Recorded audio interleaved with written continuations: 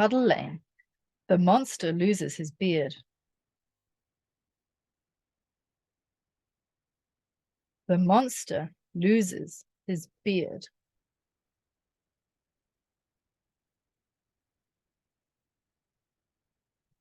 Tim and Tessa Catchermouse woke up early one morning. Their mother, Pegs, was just coming in through the hole that led to the garden. I'm hungry, said Tim. So am I, said Tessa. Tim and Tessa woke up.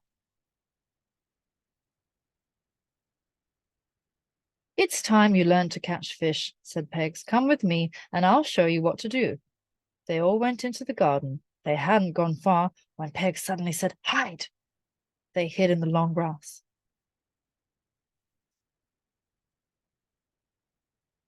Hide, said Pegs.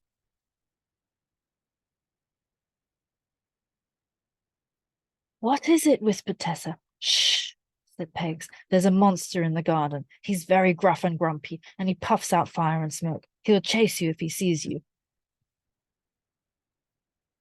Shh, said Pegs.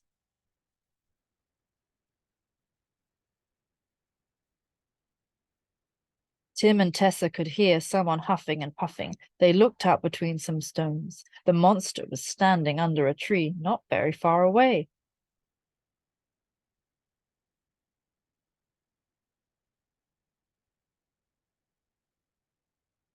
The monster was under a tree.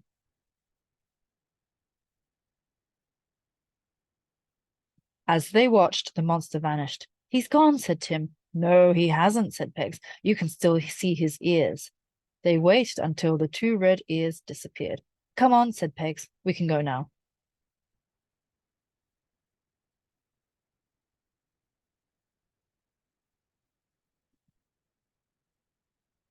The monster vanished.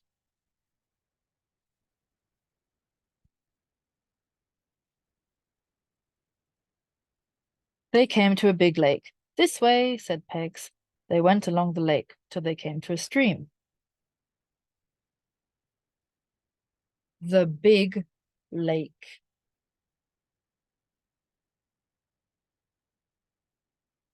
They followed the stream to the wall of the garden. This way, said Pegs. She ran up a tree onto the wall. Tim and Tessa followed her.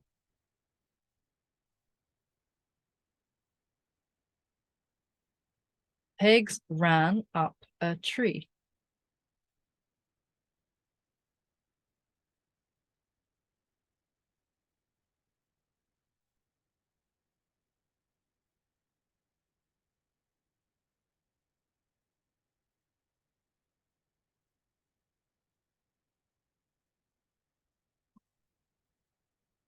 Pegs jumped down on the other side, and Tim and Tessa jumped after her.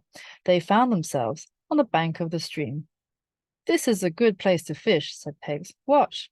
She crouched down on the bank of the stream and looked down. Pegs looked down. Suddenly, Pegs jumped into the water. She went right under and came up with a fish in her mouth. She jumped up onto the bank. Pegs jumped up.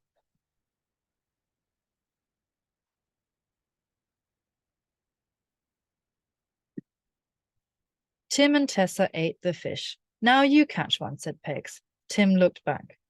I don't like getting wet, he said. If you don't get wet, you'll never catch fish, said Pegs. Tessa looked into the water. Tim looked back. Tessa looked down. A fish swam by.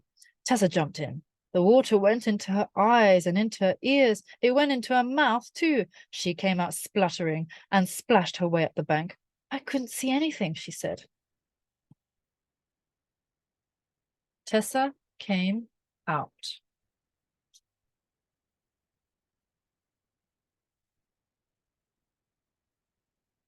You have to practice, said Pegs. Tim looked at Tessa.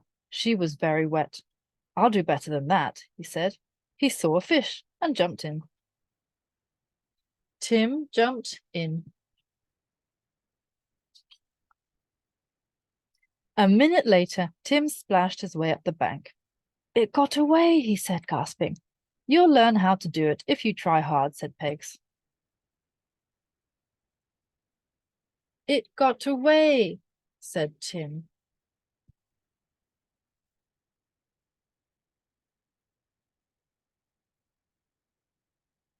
Tim and Tessa tried all morning, and in the end, they each caught a little fish.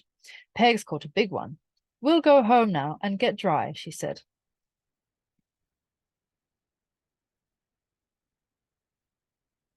We will go home, said Pegs.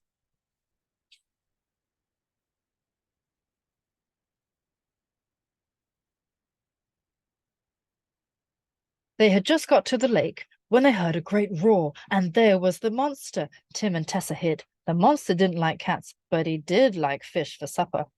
Give me that fish, he roared. Pegs looked at the monster. She put down the fish. This is our supper, not yours, she said.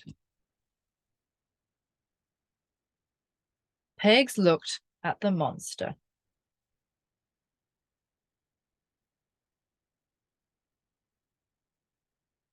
The monster roared in fury. Fire and smoke shot out of his mouth. But at that moment, a gust of wind blew the monster's beard sideways, and the beard was caught in the flames. The monster's beard was on fire.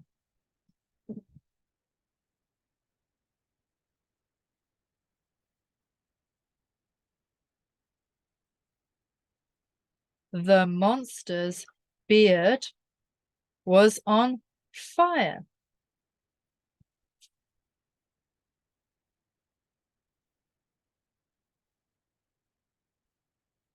The monster gave another roar, but it was a roar of fright. He jumped into the lake and disappeared under the water. The monster jumped into the lake.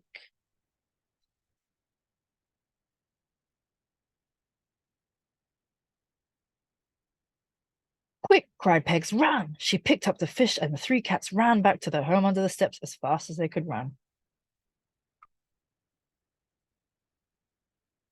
The cats ran home.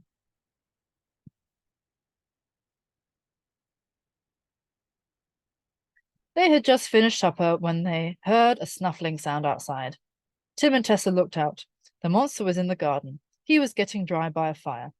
He looked very miserable. He's lost his beard, said Tessa. He shouldn't blow fire at cats, said Tim. He'll know that another time.